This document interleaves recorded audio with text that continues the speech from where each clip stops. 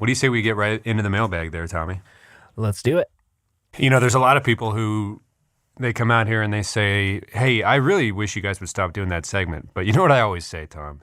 We'll stop reading them when you stop writing them. Yeah, geez Louise. That's what we say. You goofy goobers and goblins and whatnot. Anyway, we've got a bag full of mail, so we're going to do the mailbag. Physical mail. Yep. You can send them to Pat's address. Link in the show notes.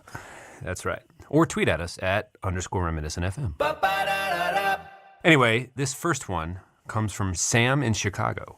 Congrats on almost reaching 70 episodes, gents. One away from that mark, in fact. To hear you both service each other simultaneously on a weekly basis with friendship and life advice is truly a gift. Sam, that's either the most heartwarming or disgusting I've ever read in my life, and please never write the show again. Moving right along. From Shannon in Harbor Creek, Pennsylvania. New listener here. Can I just get caught up real quick on why the meditation sessions are fatal? You want to take that one? Sure, I'll jump in here. I think that specifically when it comes to the crowd who does the kind of meditation, typically you hear them regurgitate these lines about trying to find the happy things in life, the positive things, the to small become centered, things. as you often riff. Right. To focus on the good things. And I think that when we focus on the bad things and death and torture, really we're being trailblazers. And I think if more people thought in that way. AKA, that's like the simplicity of the bit. We just don't say not nice things to the same music, and that's the whole rub. So Yeah. we can it's probably not going anywhere because we enjoy it so much. But good question, Shannon, of course. Although they didn't die last week, it was just very close to death. So a life-threatening situation. And yet they were able to find their center. In space, no less. Moving right along. This is from Jason in Santa Fe, New Mexico. Tom, will you make music with me? If not, that's cool, but I'll never listen to your fucking show again. Pat, stay out of this. Holy shit, Jason. Maybe you should focus on the positive things. A little personal anecdote here. I actually reached out to a friend and acquaintance who I really look up to as a musician if he wanted to make some music with me sometime, and he said he's too busy and he doesn't really have the time. So I'm going to pay it forward and say, no, Jason, I won't make music with you. I'm too busy. I don't have the time. I don't think you're paying it forward correctly. But That's what that means. Jason was pretty hostile, so Jason, hopefully you find someone to make music with you. And thanks for listening, I guess, but also I hope you don't track us down. This is a late edition from Brittany in San Jose, California. When will you guys stop fucking around and change the name of the podcast to Dungeons, Dragons, Diners, Drive-Ins, and Dives? Which I think is a valid question from Brittany. We should put a poll up. Yeah. Or, well, we should ask Matt. But I think from the start, the show has been incorrectly named because Zach is not a host. And I think after the first 50 episodes, we started to drift away. I think we covered all the past stuff twice over. And we've kind of just have a show with the format now. What do you think? Would you ever consider changing the name of the show? No. We have so many listeners now that I think it would just be confusing, you know? Is that a tongue-in-cheek statement? Many listeners. No, I think we could convince them to switch over with us. We probably could, but I don't know. I don't really want to. I also don't. I'm not in love with the show art. There's some things I have definite problems with, but it's just what it is right now. And right. I think there's a super decent chance there are already as many as 7 podcasts named Dungeons, Dragons, Diners, Drive-Ins, and Dives. So we try to jump into an already pretty heated market. We'd have to do some research on that. Yeah, we'll get the lawyers to we want to get them on the horn. We'll sort it out. Sure. Yeah, sure. But before we get into it, how are you? And hello. And I wanted to just say that we are one episode away from 70 episodes. So congratulations, Tom. And it's nice to be here with you. What episode number is this, Pat? I don't know. We talked a lot before the show about whether or not we were going to say it or address it. And I still don't know how I feel about it, despite those discussions. So I'm going to gently roll the ball back into your court and say we've made it to this particular milestone, my good man. And do you have anything to add?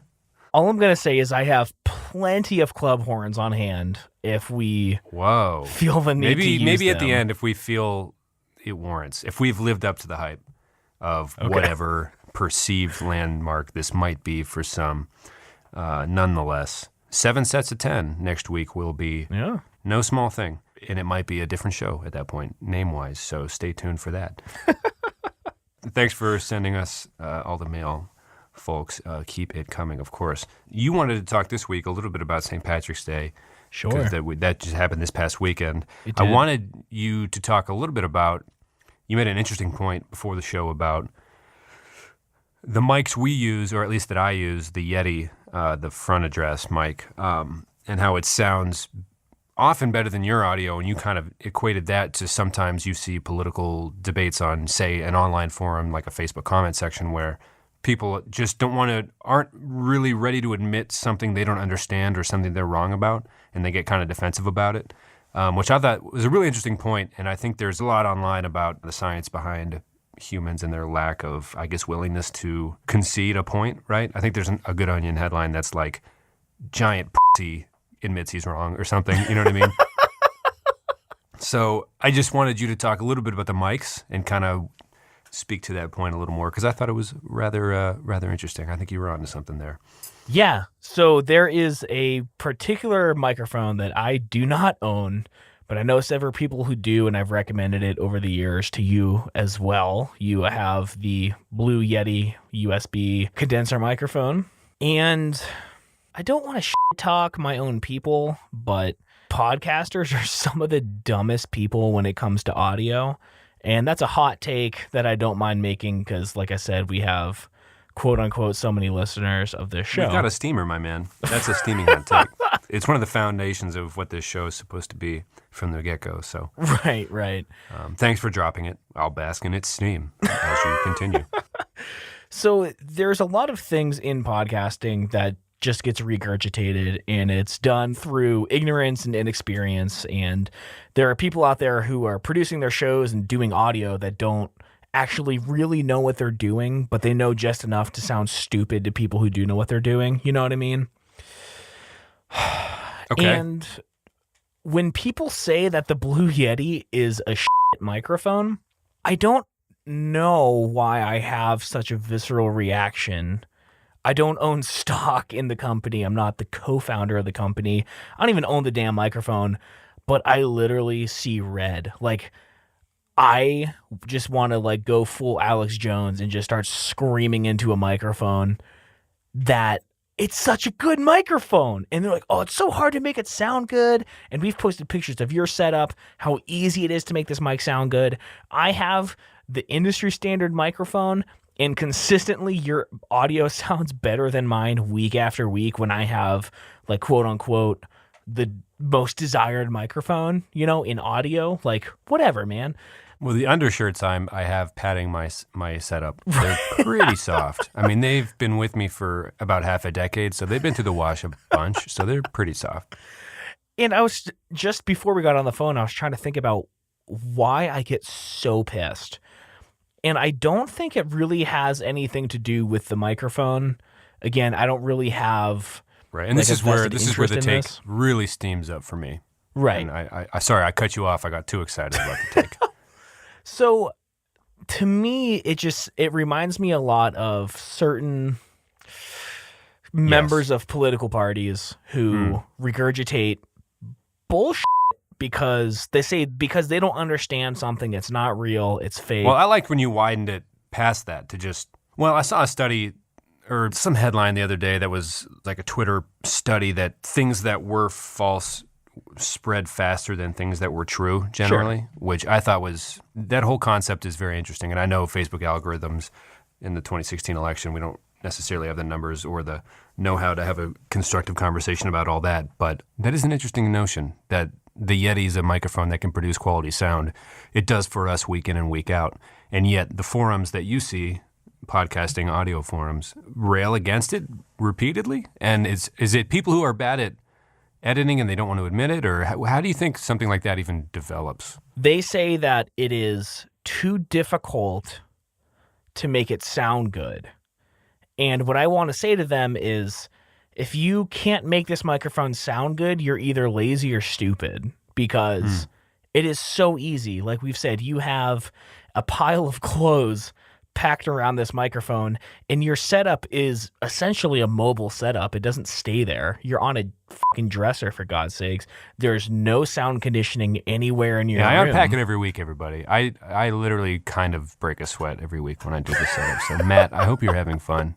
Julie, the rest of the gang. So my argument is, if you shut the fuck up for a second and you listen to someone who has done this shit for a while, it is super easy to make this work. But instead, you have all these people who, one guy who hated the microphone and said it's garbage, and then these people who don't know any better. Although I will ask this: is he just a vocal minority, or is that no? I really mean, it's what most like people think? Everyone says this microphone is garbage. So what I'm saying is, like, it probably started with one guy who's like, this mic sucks. And because these podcasting groups, there's thousands of people in them, and it's people just starting out who don't know any better, they say, oh, I heard that microphone sucks. And without any independent research, without testing it on their own, they tell someone else, this microphone sucks. And that's just so similar to politics these days, with the whole hashtag fake news thing. You hear one thing, and without any research, like when I was in third grade, someone told me Marilyn Manson removed his bottom two ribs so he could suck his own dick. And to me, that was fucking gospel. I heard that too. That was gospel because my friend Tyler told me, Right. There's still stuff to this day that, like, I don't know if it's my dad per se, but certain things my brain has clung to. And then when somebody challenges me even a little bit, I'm like, I don't think about it. That was just something one person said to me like 8 years ago. That happens to me all the time. And I wish I can remember the example. But just the other day, I found myself regurgitating this fact as if I had tested it myself. Was it the one about Marilyn Manson? No, that was been a while. But it just, something came up and I was like, wait, I don't know if that's true at all. I just heard that once from one person. Well, it's almost interesting. It's almost hard to have a conversation nowadays because you can so quickly get to the point in the conversation where neither of you know that if someone calls bullshit, you've ventured into territory you don't know it. So it's almost like a Portlandia sketch where it's like, did you read this? Did you read that? Did you read that napkin I scribbled on the other day? Like, it's just like, gosh, I'm just trying to, chat. And all of a sudden it becomes a competition. Almost, it's tough. It's an interesting, I guess, divisive time to even have like lunch with friends or family. Certain members of your friends and family. It's kind of stressful. Certainly stressful, some might argue. But Marilyn Manson, so he didn't. I guess he did not. I also haven't verified that either. Okay. Well, that's very big of you to admit that you don't know one way or another. But I do think it's fascinating that I also heard that random schoolyard rumor about him and his self-provided fellation. Would you like to do a drunken millennial before we dive into the St. Paddy's Day stuff? Sure. Okay. Should I take it? I think I might take this one. Okay, I'll set you up. And now it's time for Drunken Nostalgic Millennial. Yeah, I'm like 50% Irish. No, I'm like 75, but I might be like 30. It depends. My dad doesn't know his dad. That was Drunken Nostalgic Millennial. Very topical for this week. Nice lead in. So this leads into you were out Saturday. St. Patrick's Day fell on a Saturday this year. And I know we always basically just regurgitate onion headlines on this show, but there's one that comes up every year. St. Paddy's Day, time for the reinforce and the stereotypes. And you were out and you weren't having a good time, and you noticed how many of these people could actually be Irish, and what has this even really become? Is it overplayed? Do you think it'll lose popularity after a while?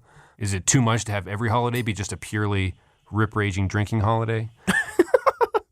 I don't know. What were your thoughts? You texted me prompting that this show was going to touch on this at some point this week, and I was wondering what upset you the most, because I thought you weren't Irish for a while because your dad's name is really Kalashevsky. Right. Yeah, my mom's side's 100% Irish. They are the Brennans. Brennan, which is a dope Irish name. Yeah. So I'll try to get quickly through the backstory. Megan's aunt and uncle were coming into town. And we had planned on going out to dinner on Saturday. And her aunt goes, maybe we can go to an Irish bar for dinner. And we're like, oh, okay, that's like weirdly specific. And then it hit us, it's St. Paddy's Day and she wants to do something Irish, you know? Right. But so does everybody else in the country. Right, because she found out she was like a little Irish a while ago when she did the 23andMe or whatever. It's an exciting thing, I guess. So immediately I'm thinking, we're not going to get anywhere trying to do anything on St. Paddy's Day other than get face drunk, which obviously we weren't going to do. Or just get stuck in lines in a big city trying to bar hop, I guess. Right, so the first thing that happens is Megan's aunt gives us a his and hers mugs with Bailey's, whatever alcohol that is, and neither of us drank, so it was already like, okay, you know, let's just keep doing this thing, getting alcohol for gifts every year, all the time. Does that happen to you every year from them? No, not just them, or just other people? Everyone. Absolutely everyone. I get wine and beer sets for Christmas from acquaintances every fucking year. I never get that, and people know I drink. How? People get you wine? All the time. It's always like aunts who like give it to like Megan and I. Like, oh, here's a nice bottle of wine. Or here's like a craft beer thing that we have to like then... They mail it? Re-gift to someone else. Well, we've been in town every year usually. So they expect you to drink it there? Yeah, I don't know. On the spot. Yeah. That's so weird. Yeah. That you have had that happen to you multiple times. Because that would be one of the most defining characteristics about you, I would argue. It's a big part of what makes Tom Tom. Yeah, for sure. But if you drink too much, you'll become Floor Tom. Am I right? A little percussion humor for you. Right? Anyone? Right? No, I just watched the Fred Armisen Stand Up for Drummers special. Not that good, right? I liked it. I like his little accent bit where he goes over the map and talks. He's like, down south. Now this one's a little more rounded. I don't know. It gets me every time. Anyway, sorry for disrupting. So, yeah, we leave our house around 5 to go to downtown Denver, which is... I mean, it's not DC, certainly, but just not a good time to go downtown. And we get downtown, and there are people everywhere. I mean, crawling through the street, no exaggeration. Yeah. And it's a real deal. Yeah. People hit it hard. So we find a parking spot that's usually $5 a day. It was $20 at that moment. Mm-hmm. Yeah. I'm not paying. I'm not driving. It was her uncle in a rental car. So... we get out. Well, first of all, sorry, let me backtrack. We go to a place outside of Denver, close to our house, and there's a blues band playing, not even close to Irish music. So her aunt's a little bummed out that it's not Irish sounding.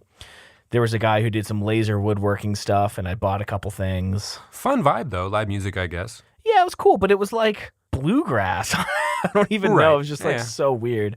So I guess that is a little odd. So they had these speakers all over the place that were just blaring this dude's vocals, and it was painful. It was, I mean, he was a good singer, but it was so loud. So we leave, and then we go downtown, and we try to go to this bar, and there is a line around the corner to go to like, something Murphy's. I don't know. Which is every bar that was crowded in America on Saturday. Right. And our aunt's convinced that we're going to find somewhere to sit down and have dinner. And I think Murphy might be in the name of every Irish bar in the country. Should we fact? Law. No, don't edit it out. I think we can say that without fact checking it. Usually we scour the show and cross the T's and dot the I's, but I think we could just leave that one in, I think. So she's like, okay, let's try to see if we can get a table at this bar. And I'm in my mind, I'm like, you're not going to find a table in any bar anywhere. You're not going to find a table this side of the Mississippi, Missy. So we go into this bar, and there's super loud bluegrass music. I don't know what's up with the fucking bluegrass. Yeah. And we walk around, someone spills their beer on my back, and I am more upset than I was just a minute ago, wondering why we're going into a bar to try to find dinner. So we leave that place. We go to another place. Well, to me, you don't eat dinner on St. Patrick's Day. You just locate a Reuben and then you smash it. Because Irish dinners suck. What, are you going to get some corned beef and like steamed veggies? You like cabbage, right? I don't know. It's stupid. I'm saying Irish food is trash, and if you don't eat a Reuben, then you're just wasting your time. I had to interject. I feel very strongly about this. Corned beef and cabbage is a trash meal. It just is. So we go into this bar, and all the tables say no table service because, of course, you don't fucking sit down for food at a bar on St. Paddy's Day. You go get shit-faced at a bar at St. Paddy's Day. That's traditionally what is done, right? So after we go to like 4 different Irish bars, and we're just walking and walking and walking, and in my head I'm thinking, we're not going to get dinner at an Irish bar. That's not what you do. So did you say that? I was kind of saying it to Megan, and she ended up saying it out loud, and she was like, oh, you're right. Maybe this was silly. Let's just go somewhere else. Here's my quick question, if you don't mind me interjecting, which I always do, and I'm always sorry. But if you are in a situation where you're in a group and the vibe of the group is going towards something that you know is destined to fail, is it your social responsibility to speak up, even though there's a fear that you might be seen as commandeering the situation? But if they're about to lead the lemmings off the cliff and have a horrible evening, do you have to step in and be like, guys, we're fucking this up? To me, I've been very split on that recently with like what to do in certain social situations in groups where it's like, what if we tried this? It's like, if you want to have an awful or just very average, not great time, sure. But, I'm not one to really be like, no way, you got to try this. You know what I mean? Like, that's not super my style. Right. And plus, if it's not that great, you don't want to be on the hook for it either. But if you're going towards something that's obviously going to be like the worst, do you have a social responsibility to step in, or should you just let the tide flow and see where the night takes you? I think if it were anyone other than that specific aunt of Megan's. Okay, so you're saying if it's somebody you're not closely intimate with, you have to at least play it a little formally?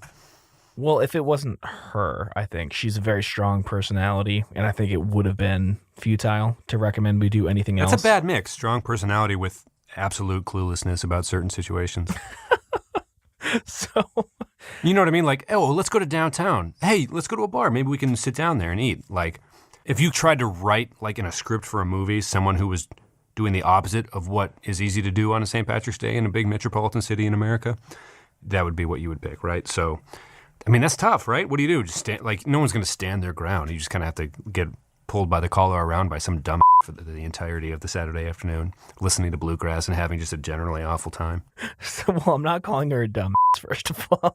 Right, but I'm saying it's like, I guess that's my big question is, if you just have like one hothead that's ruining everybody's Saturday, I mean, are we supposed to just not have fun a bunch of the time when we're out in public in social situations as adults? Like in college, there's definitely a group mentality. You're probably already drunk anyway, blah, blah, blah. Or when you're kids, you're having fun. They speak their mind. But when you're adults, there's like this weird formality that lands you in a lot of, I don't know, it's just like, I guess I'm just going to not enjoy this particular trip. And that's adulthood, I guess. I don't know. That's kind of been just very interesting to me lately. That whole concept of just kind of being polite and I guess this trip isn't going to be a good one. And I guess that's half of it. Take your lumps and stay alive, right? I don't know. Not to get dark, but that just sounds like a very unpleasant Saturday, Tom. Well, it's funny. This is a conversation for a different episode, but I'm reading a book on Japanese culture right now, and that sounds like something that would happen over there traditionally. What would they say? Just kind of like you just keep your mouth shut because it's impolite to not agree with someone, and you do what you have to keep the peace, kind of, which is kind of the position I was stuck in on Saturday. Right. But I have to say, we ended up going to a Mexican restaurant like a mile from our house, a mile from where we started. So the literal opposite. And they were the only restaurant I heard all day playing Irish music.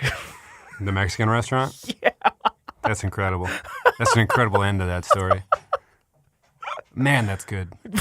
Right? I mean, it was it like, good Mexican? It was like Flogging Molly and Dropkick Murphys. It was like, that's the only stuff you need, man. Right. And the food was great. I loved it. And the rosary beads cut to 1, 2, 3.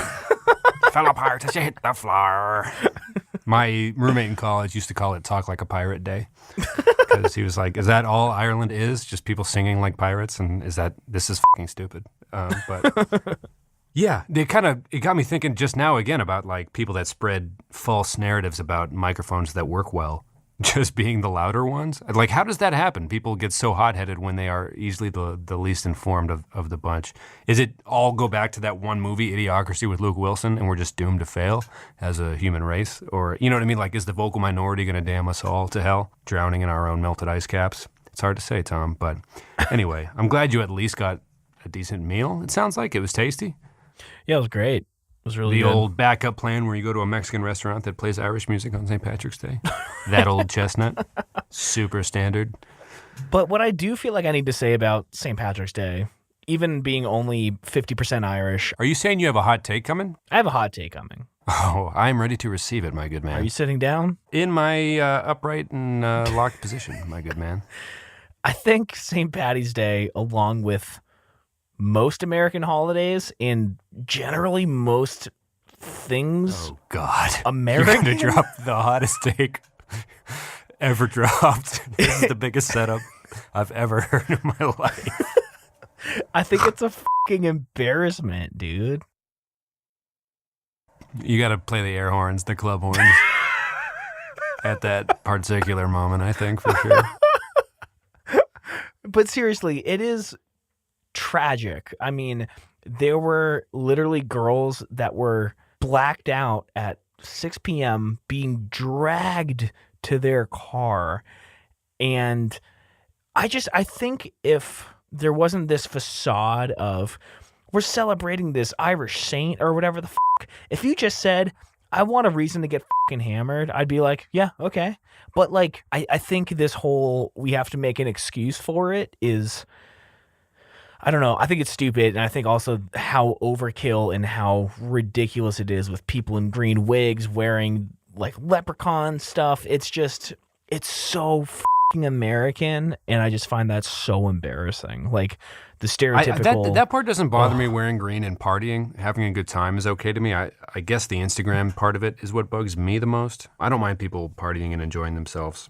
But there's this sports blog that's risen to prominence over the past couple of years called Barstool, and they kind of glorify getting the dumbest stuff on tape you can and sharing it with them. You know what I mean? It's kind of like an America's Funniest Home Videos for, I guess, Greek life in college or something. I don't really know how to explain it, but like 10% of it is clever uses of time and stuff written in the snow and stuff stacked in a certain way or shenanigans and pranks and whatnot. But 90% of it is just kind of sad. Like, why were you recording that? I don't know.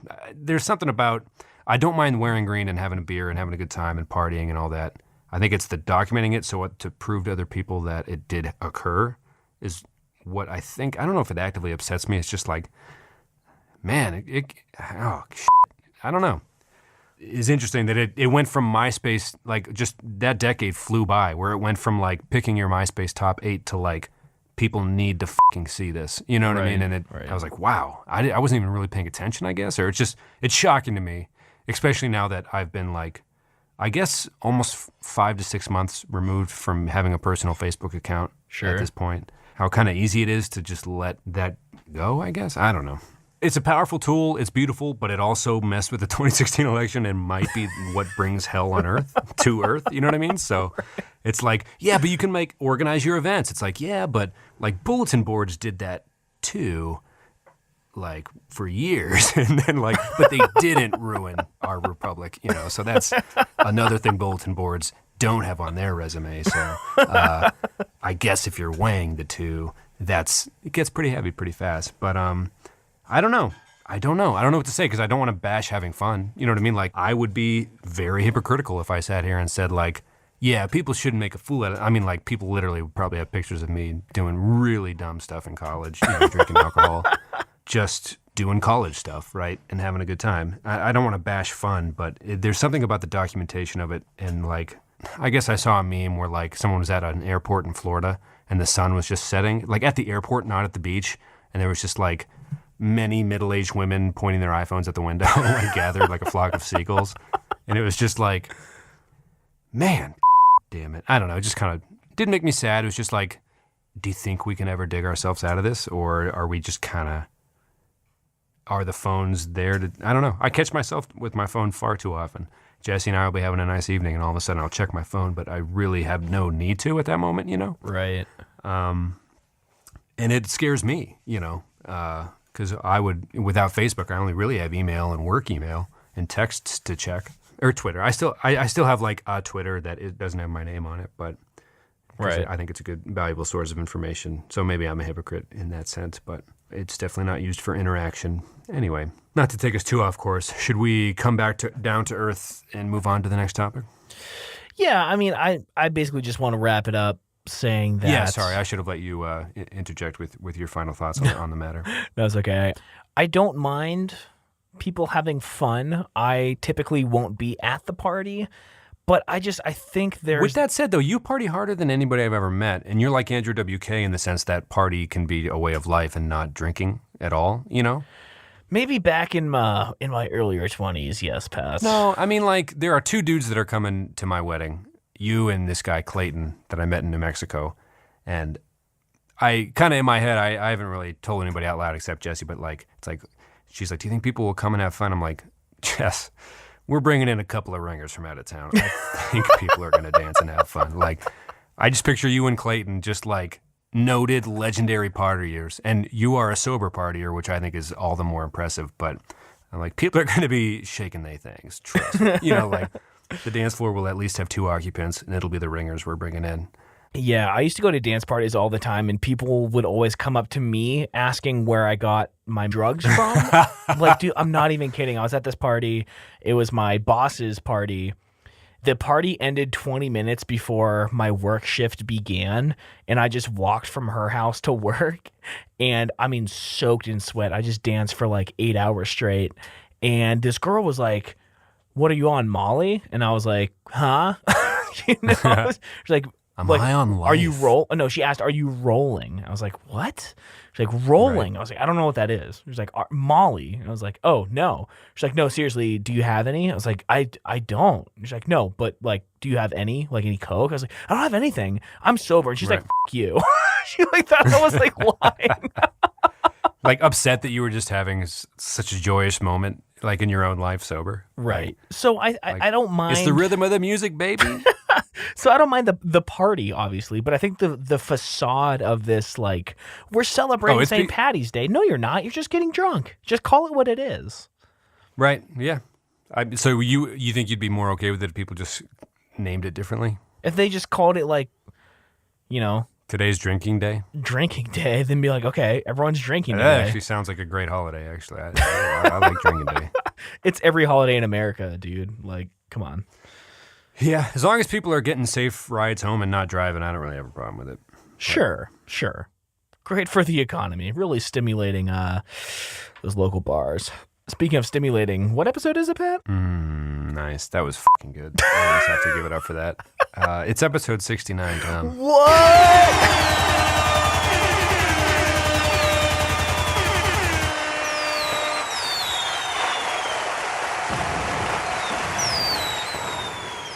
Are you going to air horn that? Yeah. Okay. I'm probably talking through air horns right now. And the more I go, the louder they'll get. And I'll just keep going to see how long in the editing process you will keep the air horns going. I mean, I can only do one air horn and then cut all of this out. No, doesn't it go? Oh, you do hold all the power. I was expecting to be talking over. Oh, yeah. Fireworks. Yeah. I'm just going to copy and paste your engagement announcement sound effects. You really laid it on heavy. I didn't listen to mine. I listened to yours. Did you put some on top of mine? Are you kidding? No, I honestly have not heard it. Oh, Pat, it was insanity. We haven't worked on Carnage that much, and we haven't. I guess I haven't listened to a lot of shows because wedding planning kind of just took over. So Sure. We've really just been kind of barely getting shows out for the past month. Not barely. I mean, we've put out a couple good shows, and this one's shaping up to be a decent one. Am I right, Matt and Julie? Right? So, Pat, I want to change subjects here and tell you that I had a session for humans in horticulture.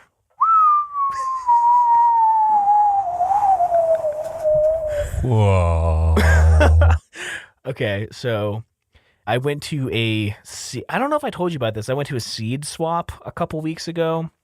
There were some. Yeah, I think we made a X-rated joke. Oh, about we it at the did. time. Okay, so we did that. I think we did. Yeah.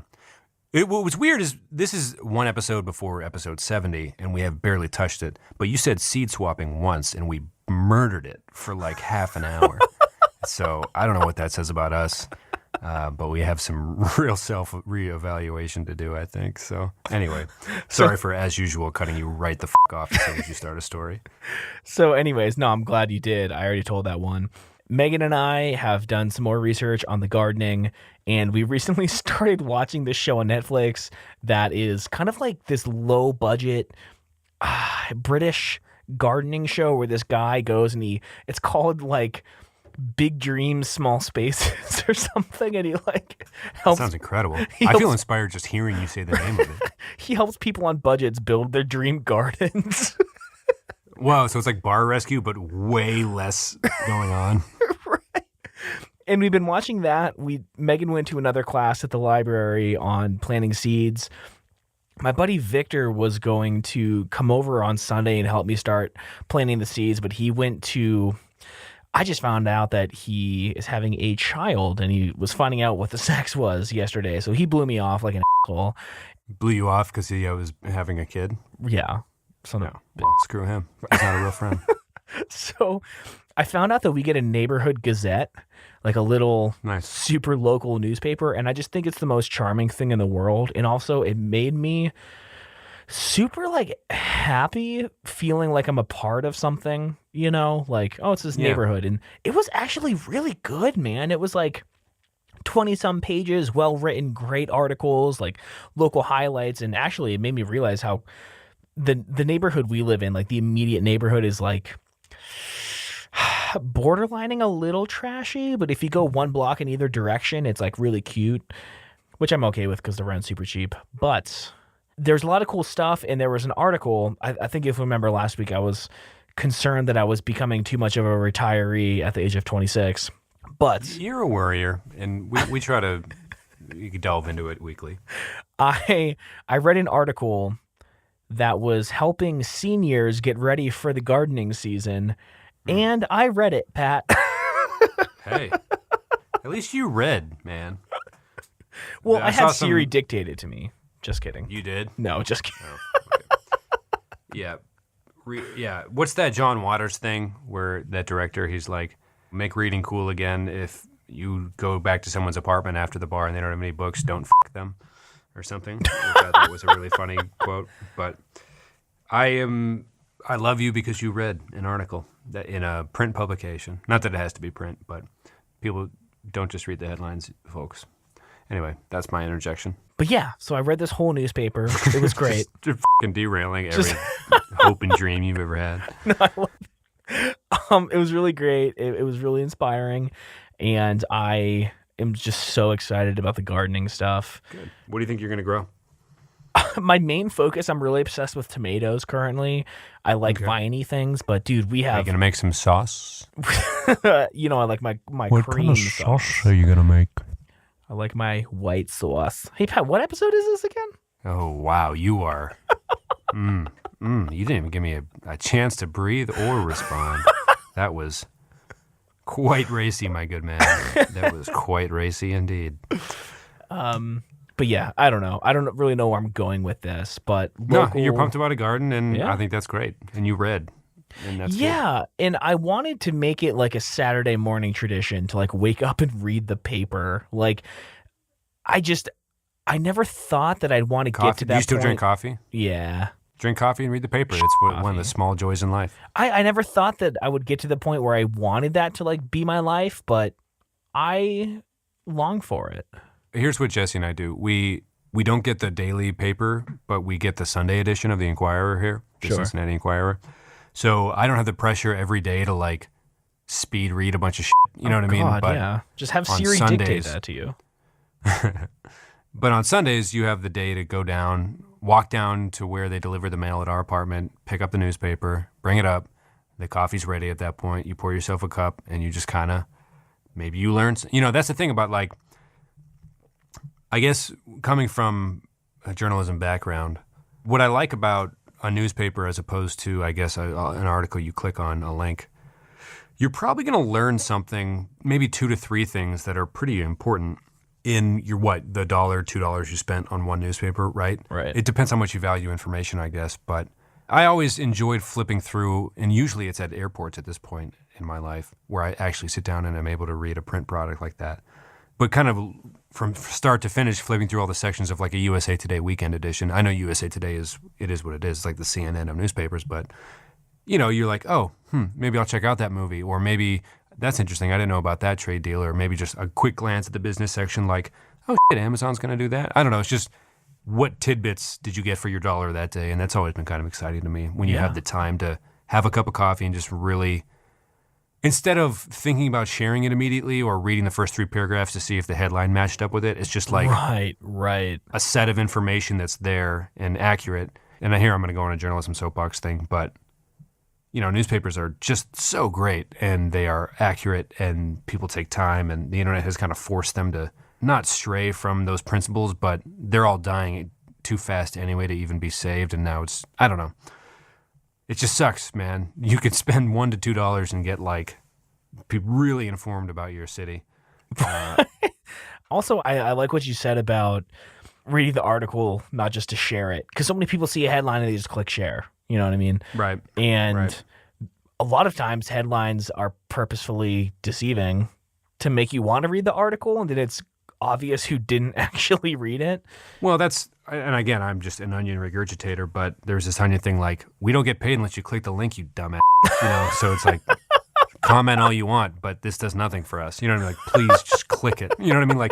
Read our information.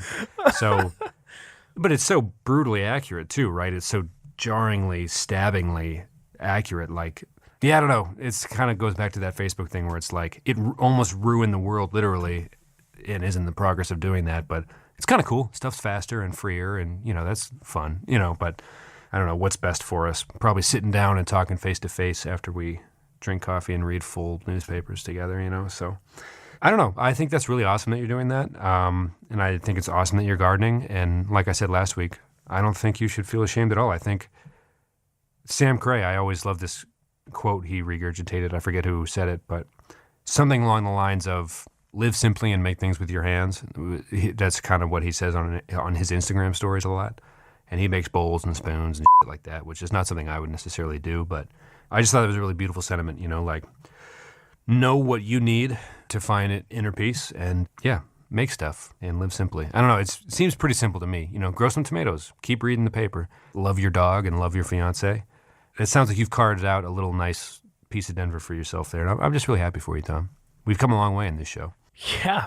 Thanks, man. Still hoping to have a new job here in a few months, but the editing work is really taking off, and You're right on the cusp of enjoying your new city, I feel like, timeline-wise. You're entering year 2 or almost done with year and a half here. Yeah, a year and a half or so. Yeah, so I think this next year might just be a good time, because it takes about a year and a half to set the groundwork to enjoy a city, I think. Well, here's the thing. I still don't really have any friends here. I still don't really know anyone. Yeah, I went a full year in Albuquerque after college without I just didn't, right? I just golfed and got drunk and watched full seasons of shows per weekend, and it just that was my existence for a full year. But then you learn about the town and you make friends after a while, and things start taking off exponentially, I think. Right, but I'm really happy with the home that we've made and are currently in the process of making, and all the relationships I built over the past year have been the business relationships are people from all over the country and the world on the internet, and I'm happy with that. I'm so happy with our house and our yard and the vision for what our yard's going to be that I really don't feel like I need anything else. I'm starting to feel like my dad, who lives out in the country on 5 acres by the lake in a late 1800s farmhouse, and they don't really go anywhere or do anything, and they're the happiest people I've ever met in my life. Yeah, man. It's inspiring. And they don't take pictures of it and share it or anything, right? And so that's really heartwarming to hear, and I think that's a decent note to end the show on this week, actually. Put a nice little bow on it. What do you think? Yeah, I think we're safe to wrap up episode 69. Indeed. That is the number of this week's episode. On to the next multiple of 10, my good man. Listeners, feel free to tweet us at _reminiscentfm. Did you have a good St. Patrick's Day? What makes you happy? What makes you upset? Are you thinking about quitting social media? Are you not? We'd love to talk about it. Again, at _reminiscentfm. And pretty soon it'll be at _Dungeons, Dragons, Diners, Dive-ins, Drive-ins. Anyway, I love you, man, and talk to you next week. All right, dude. Love you too. See you.